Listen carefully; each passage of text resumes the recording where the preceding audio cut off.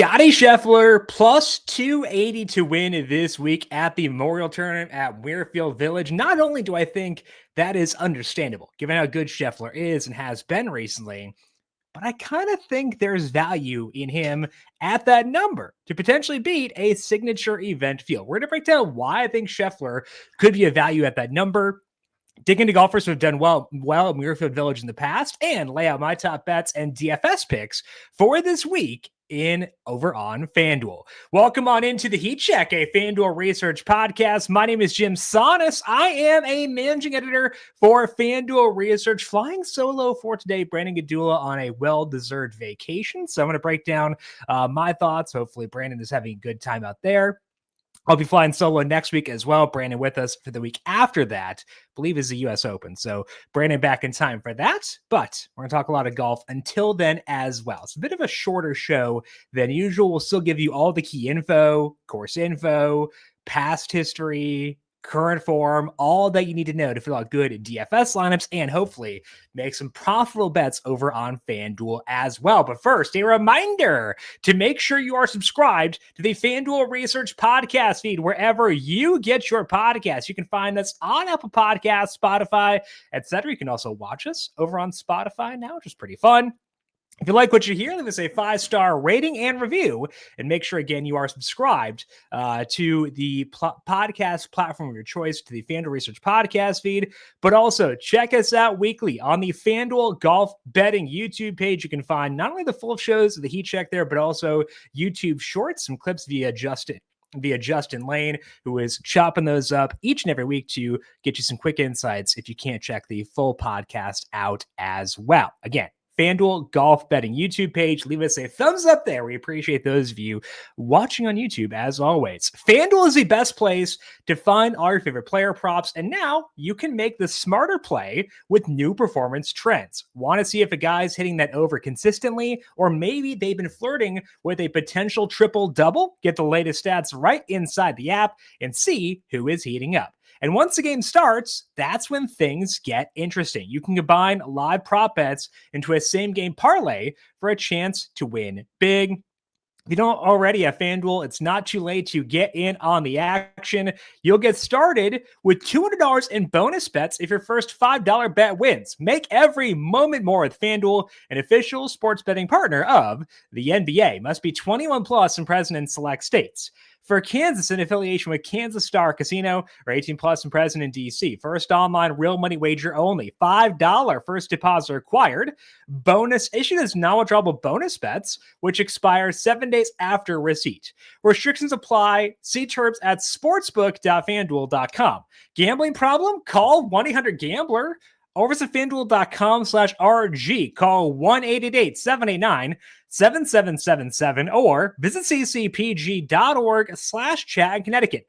Visit MD Gambling Help in Maryland. Hope is here. Visit Gambling Helpline MA.org or call 800-327-5050 for 24/7 support in Massachusetts, or call 1-877-8-HOPE-NY or text HOPE-NY in New York. Let's take a look here at the key stats for the Memorial, which is coming up this weekend. It is, of course, at Muirfield Village Golf Club. 7,569 yards for this week and a par 72. That is long for a par 72.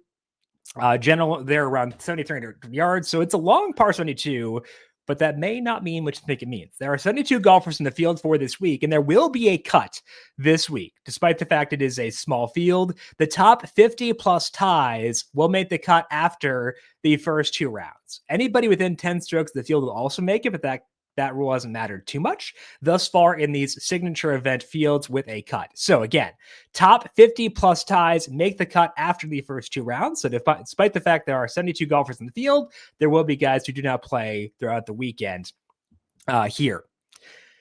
Taking a look at Muirfield Village, we do have a lot of data on this course. As mentioned, it is a longer course than usual for a par 72. Despite that, it is a course where accuracy matters. And that is because the fairways are very, very narrow, 24 yards on average. And that's like very much on the tighter end of things per the GCSAA. So while I'm looking at distance a bit more this week than like you might think for Muirfield Village. I think that accuracy is the more key stat between the two off the tee stats because placement will matter. If you look at the chart over at Data Golf, it says that distance can be downplayed a bit. And if you look back at who did well here last year, they weren't guys who were mashing it off the tee. It was more guys who had a good placement. But I think the overall takeaway is I just want golfers who can gain strokes off the tee, whether it be via distance or accuracy. That accounts for guys who are erring off the tee because they get penalized there. It accounts for guys who have good distance, good placement. So while I want to put a slight emphasis on accuracy, and we'll talk about accuracy during the show throughout today, I do think that strokes gained off the tee is going to be the better stat overall when you're looking at off the tee stats for this week. It's also important to factor in around the green play more than usual. It's around 90th percentile among all events for that stat, according to Data Golf's course fit tool. Approach play matters more as well. And approach play will always be the king as far as stats, given the percentage of your shots that are considered approach shots. So if accuracy matters more than usual, approach matters more than usual, around the green play matters more than usual, it should be pretty clear we can downplay putting at least a smidge because something's got to get squeezed. And that's not to say that putting won't matter. I would just be more skeptical of guys who make their hay via putting their faces off. And these have been some guys we talked about a bit throughout the spring. Sam Burns is someone who's doing the majority of his work via the putter right now. Akshay Bhatia is also a guy who's done a lot of work on the greens. We talked a lot about Jacob Bridgman at times. I've been on him occasionally. Will not be there this week. Christian Bezaidnote is a guy who has good history at Muirfield, as we'll discuss later on, but another guy who has done most of his work via the putter. If a guy falls in that bucket, I'm always going to be a bit skeptical of them. I'll be a bit more so this week because around the green play matters, approach play matters because these are very small greens. So small greens, small fairways, distance matters a lot. That should tell you that this is going to be a pretty tough course this week. And it's been so. You look at the cut line, the past couple of years, it's been +3 through +5 over the past 5 years. Last year was a similar cut rule as what we have for this year. And the winning scores have not been super, super low. So a difficult course overall, Muirfield Village, and a course where we do need to emphasize both approach and around the green play based on the way things have played here in the past. So if I'm looking at golfers for this week, I want them to be good at approach. I will be more skeptical of golfers who are bad around the green than I typically am. And I want to skew towards accuracy as far as off the tee play goes. But in general, strokes gained off the tee will still be the better stat for me when I'm trying to identify golfers who could drive the ball well at Muirfield Village entering this week. So those are my key stats for Muirfield Village for this week's Memorial Tournament. Let's take a look now at past history at Muirfield Village. And if you're looking for a reason to fade Scotty Scheffler, you're not going to get it via this section because Scheffler is very, very good here. He, of course, is the defending champ at the Memorial, won this event last year. He was third in 2023 and 2021 as well. So even before last year when he was a winner, he was still golfing really well at this course. And that 2021 event came before Scheffler was really the supernova that he is right now. He actually leads the field in true strokes gained per round here, according to Data Golf. So not only is he good right now, he's good at this course. There is a reason he is plus 280 to win this week. And again, there's a reason I think that he could be a value at that number as well. There's the fit is there. The form is there. There's no Rory in the field. We'll talk about Scotty later on because he is a guy we're going to want to focus on for this week. If we go back to the true strokes gain numbers at Muirfield specifically, among golfers who have been here, played here at least 8 rounds, Colin Morikawa second on that list. He was runner-up behind Scotty last year. He was runner-up in 2021 as well, cut in 2023, and withdrew in 2022. But outside of that, Morikawa has been awesome at this course. That's why you can see him here at 16-1 to win this week. The form for Morikawa is weird, though. We've talked about him a lot because he was crazy hot over the spring, but the ball striking for Morikawa was bad at the PGA Championship, which is pretty surprising to me. It wasn't great at the Truist either. So I I think that if you're betting on Morikawa, you're betting on him reverting to the form that he was in before that stretch, which could happen because he's Colin Morikawa, very good golfer. But again, a little bit weirded out by the form from Morikawa specifically.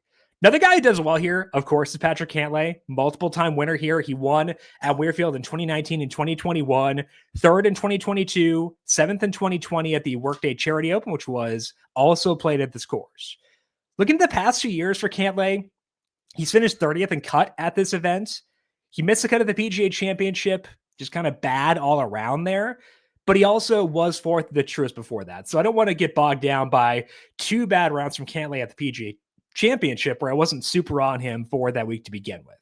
He is currently 22-1 at FanDuel Sportsbook to win this week, $11,300 on FanDuel from a DFS perspective. Definitely a good spot for Cantlay. He previously was like the guy in Muirfield. Not as much anymore, but still a golfer who deserves consideration based on his history here. If you're looking at golfers, again, who have the best overall true strokes gained at Muirfield, Matt Kuchar is actually fourth in this list. Now, that's in part because it's a career number, and Kuchar's been here a bunch, and he was really, really good here in the past, but he's also been good here recently, at least relative to his baseline. The past 5 years here, Kuchar was 32nd, didn't play, 45th, 62nd, 33rd, which is actually like solid for him in this time. He was elite here back in the 2010s, which is why Kuchar is on this list. The form for Kuchar is not great. His salary is $7,600. I think there are guys I like more down in that range we can talk about during the DFS section if you want the flexibility to get to Scheffler, whose salary this week is $14,000. Xander Schauffele next up. Again, more just consistent at this course than elite. His best finish in the past 5 years here is 8th. So not a big bump up for Schauffele. It's more so just kind of Xander Schauffele is a good golfer. So he's done well here because he does well at most places. The final guy worth mentioning is Christian Bezuidenhout. I alluded to him earlier on. A guy who's doing a lot of work recently with the putter, but has been good at this course in the past. He was 4th here last year when his form was a lot better than what it is right now. He was 22nd, 37th, and 38th before that. He had really good putting all 4 years. Now, Bezuidenhout's form is trending back up a bit. He gained at least a stroke and approach at the PGA Championship and at the Charles Schwab Challenge. I don't want to trust that yet because the sample on Bezuidenhout before that was pretty poor. And I don't want to throw that out the window because he's been good in 2 events, despite the fact that the PGA Championship is pretty impressive. But he's at least an option in the value tier. I prefer him over Kuchar, but again, I think there are guys I like more down there. So Bezuidenhout worth mentioning, but not someone I'm overly enthusiastic about for this week. Let's shift now to talking about current form of the golfers in the best form entering this week's event. Obviously, Scheffler is going to be the standout there. If you look at the past 3 months of data golf, Scheffler is at plus 3.26 true stroke gained per round that time. Corey Connors is second at 2.21. So a full stroke back, and he's the only other guy above 2. So Scheffler is at least 1.27 strokes better than everybody in the field but Corey Connors the past 3 months. And that's also true if you look at the past 6 months. He is a full stroke above the field there as well. Again, he's plus 280 for a reason. And to me, I think he's a betting value for a reason as well. If we hone in on some guys who are potential DFS value plays who have been in good form, one of them is Keegan Bradley. Keegan's salary this week in DFS, $9,600. Now, the putter for Keegan has not been good, but everything else has been for him. He could be a guy who benefits if we can downplay putting for this week because really good off the tee. He should fit this course well, given he can be accurate too. Good approach, good around the green, just the putters abandon him. I'm willing to overlook that a bit in a small sample. So Keegan, good form at $9,600 for a value play. Even lower in terms of salary is JJ Spawn, $8,800. We'll talk about Spawn in the betting section. I do like him quite a bit there this week. Coming off a top 10 last week, where finished tied for 6th this past week at the Charles Schwab Challenge. Did that via good irons, which he's been doing for a while now. Can drive it pretty well too. Spawn's not great around the green. We do want to care about that for this week, but it's not enough for me to push me off him at this salary of $8,800 for DFS. Harris English, coming off that second at the PGA Championship, $9,200. He is a guy who is gaining strokes across the board recently. He was 11th at the Truist before that surge on Sunday at the PGA Championship.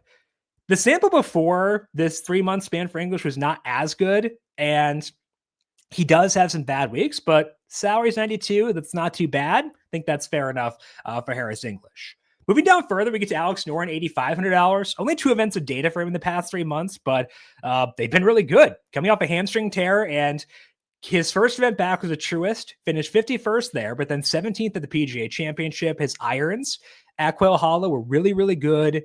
I'm not going to buy into Noren yet because I prefer Spawn down this range and one other guy we'll talk about in a second, but it's looking pretty good so far. And if you wind up being down here a bunch to get to Scotty at $14,000, I wouldn't mind Noren being a rotational consideration there, given how good he was at the PGA Championship and the fact that we know he's a decent golfer coming off that hamstring tear, which held him out of play for a very long time. Final guy I want to highlight here is Aaron Rai, $8,600. He is obviously a guy who is hyper accurate off the tee, which is good for this course, should place it well off the tee, can benefit from that. He missed the cut at the Charles Schwab Challenge, which was unfortunate, but he had been 18th, 23rd, and 19th before that. If you look at the missed cut last week for Aaron Rai, still a good irons and still a good off the tee play last week.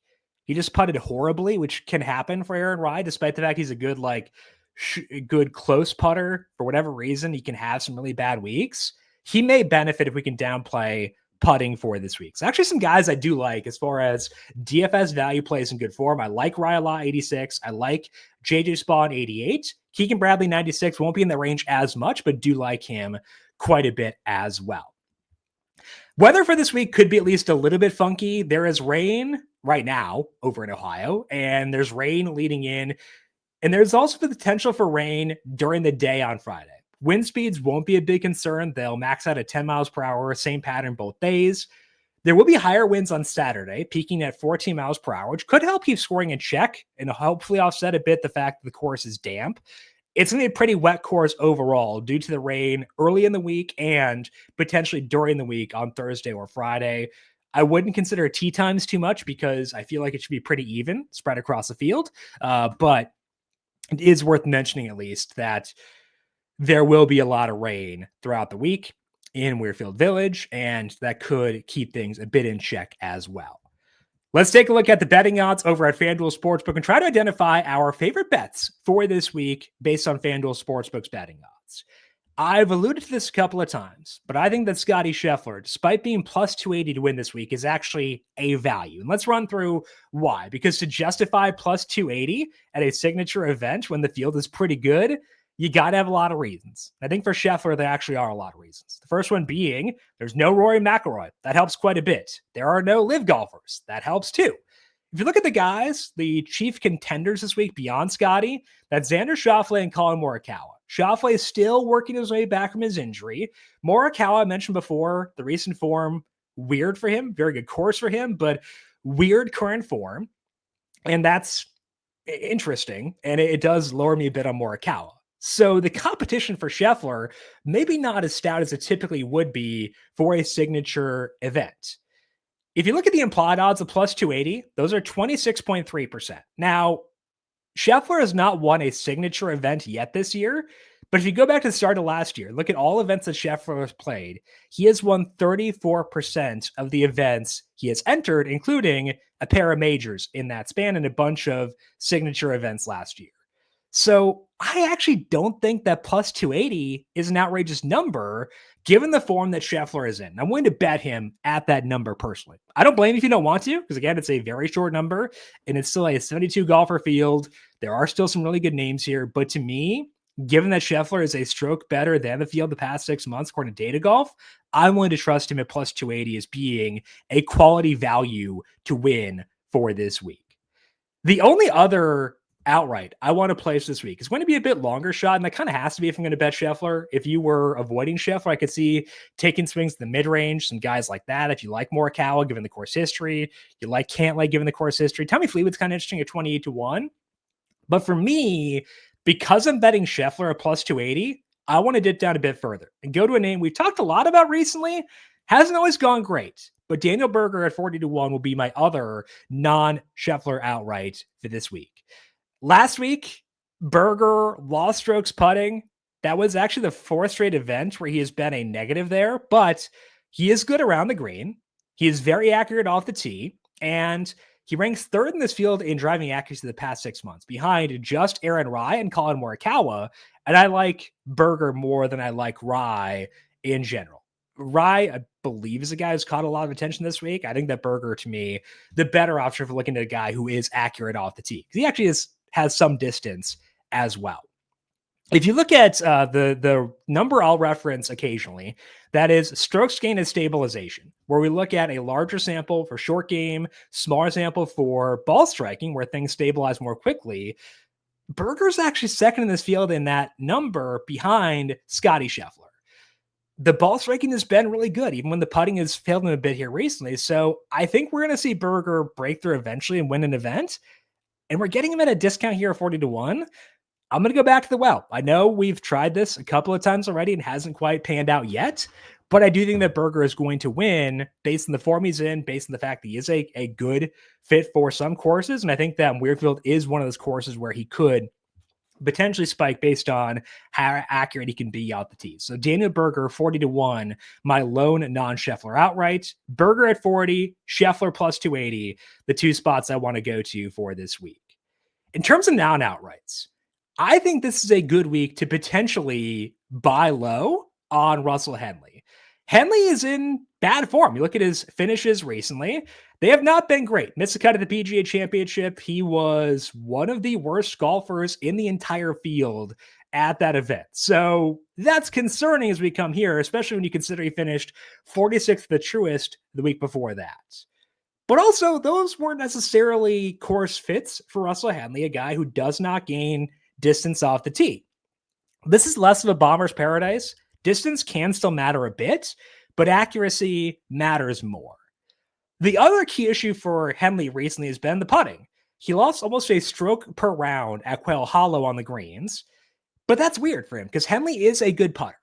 You also look at around the green play. Henley is someone who does very well there. That's good for this week.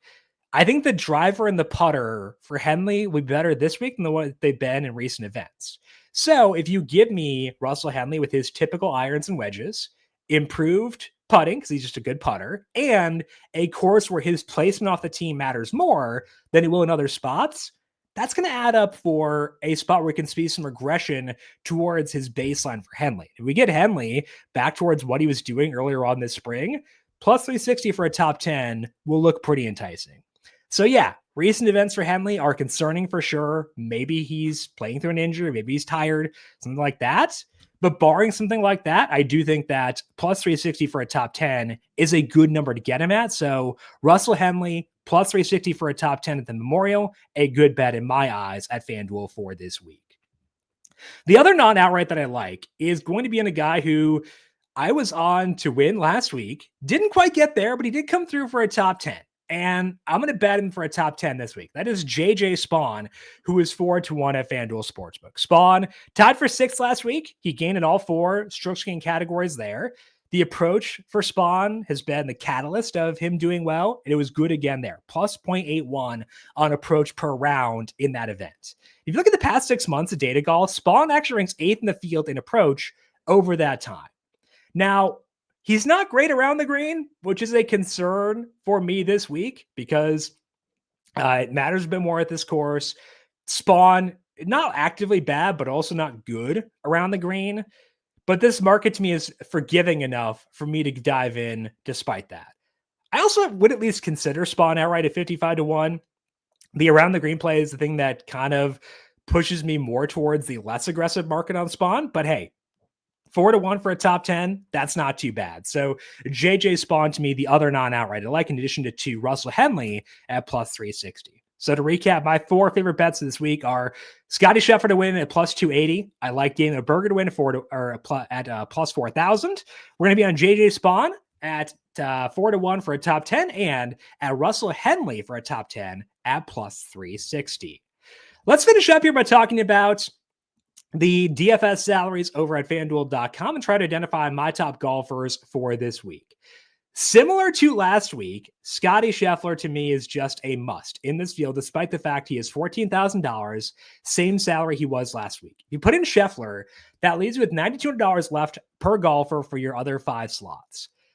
That could put you in a bind typically But for this week specifically, I do think there are a lot of guys in like the mid 7K range who I can justify and can allow me to get back up to a second golfer who is good in this signature event field.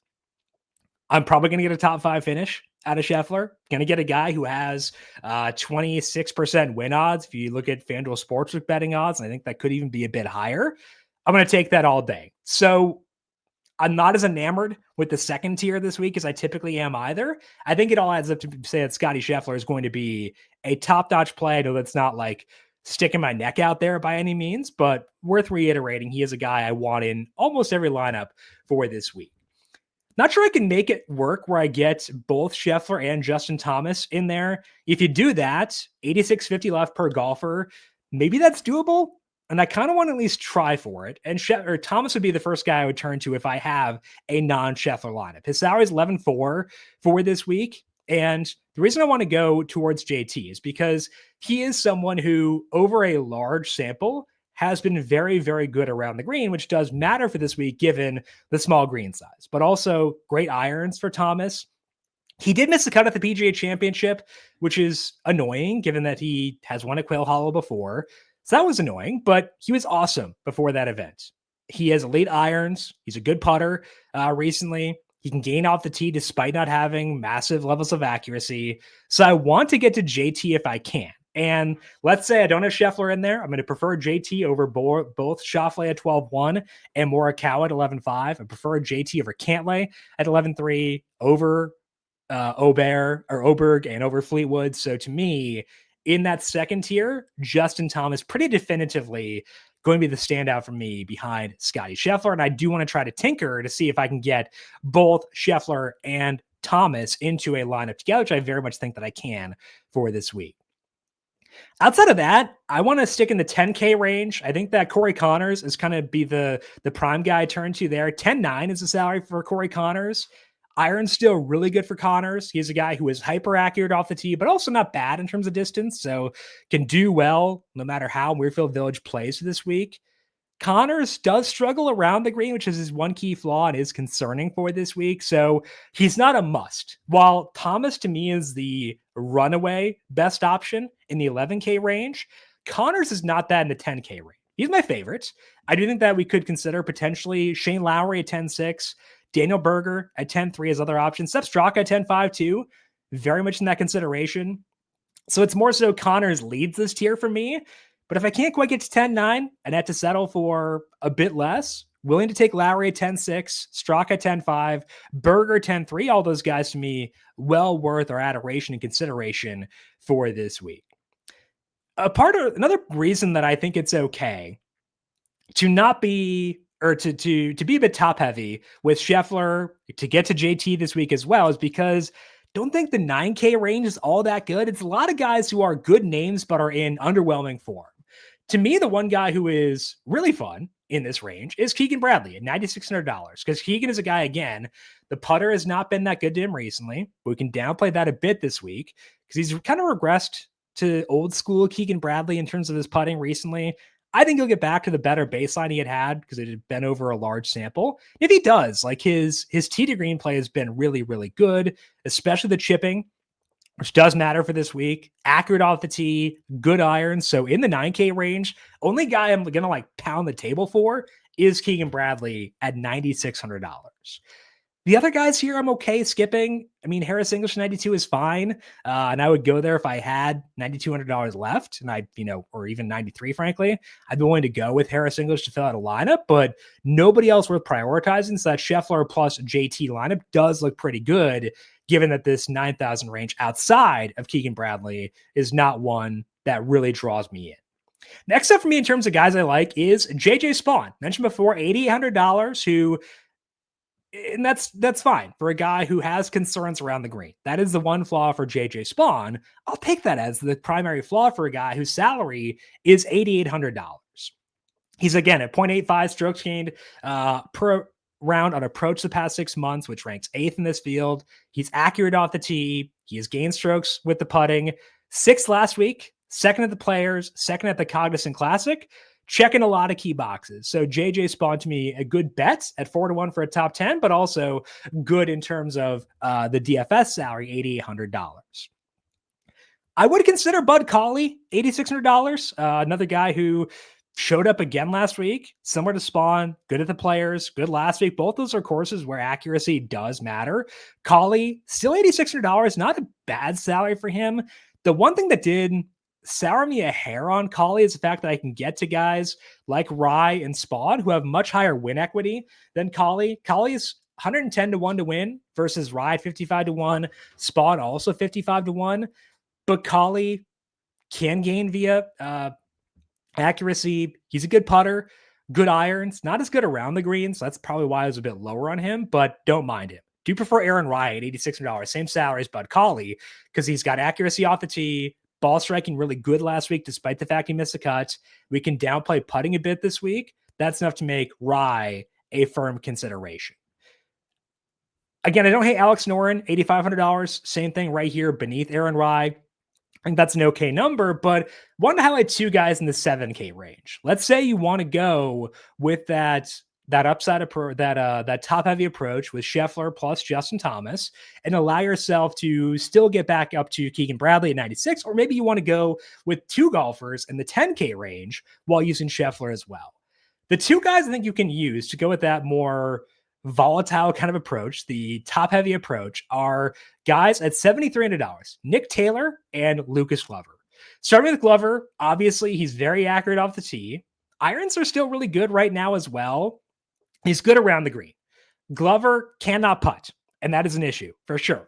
But again, if we can downplay putting a bit this week, Glover should benefit from that. So for $7,300, he does enough to make him to be viable for this week, considering the fact that he can allow you to get in guys like Thomas and potentially two guys in the 10K range if you want to go that way versus using Thomas for this week. Nick Taylor is mentioned a consideration too. $7,300 is his salary. A similar profile to Glover, where he's accurate off the tee. He's got good irons, but he's also a better putter. He's had good irons historically at Muirfield Village too. So if you want to go with Scheffler plus Justin Thomas, I think that either Lucas Glover or Nick Taylor could be routes for doing so. If you put in Glover plus Scheffler plus Thomas, leaves you $9,100 left per golfer to fill three slots. You can go Keegan at 96 and then go to those value plays we highlighted earlier on. I think that's a lineup that I feel very okay with for this week. And frankly, if I had one tournament lineup, I'd probably have either Glover or Nick Taylor in that lineup personally in order to get back up to Scheffler, Thomas, or potentially even someone in the 10K range in this lineup as well. So all told, my DFS loves this week will be Scotty Scheffler. I like Justin Thomas quite a bit. I wouldn't put any of the guys in the 10K range as a love for me this week, but I do think all of them are worth considering as far as likes for this week. That being, again, Connors, Berger, and Lowry. Keegan Bradley's a love for me relative to his salary. He's the lone guy in the 10K range or the 9K range who I like. And then in the value range, love JJ Spawn, firm like for Aaron Rye, Lucas Glover, and Nick Taylor, and then also would consider Alex Noren and Bud Cauley for this week. No win pick segment for this week because there is no Brandon, so it would be kind of rude of me to make win picks even if he's not here. I will say, though, if I were just, making win picks for this week, for that segment, I would stick with the two guys who I talked about in the betting section as far as being the best values. Those being Scotty Scheffler plus 280 and Daniel Berger. Actually, Scheffler just lengthened to 3-1. Interesting. So I guess there has not been as much interest as I thought there might be in Scheffler.